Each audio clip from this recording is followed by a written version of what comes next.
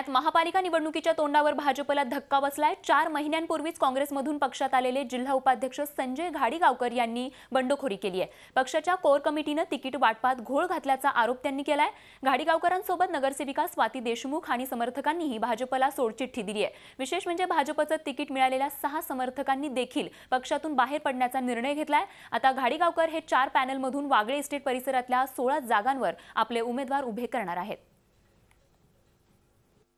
आम्ही भाजप सोडलेली आहे हे माझं मत आहे। सर्वांनी सोडलेली आहे हे समोर आहे। त्यांच्यावर एक कॅमेरा घ्या म्हणजे तुमच्या लक्षात येईल की भारतीय जनता पार्टीमध्ये आम्ही नाही आहोत।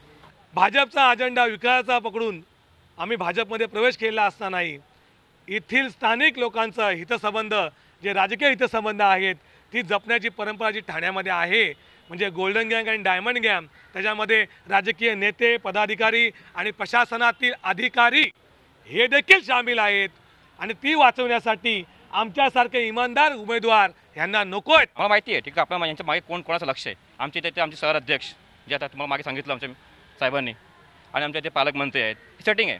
आम्ही नाही बोलतो हे छोटे आणि मोठे बंधू आहेत बिग आणि स्मॉल ब्रदर सेटिंग करा तुम्ही ना।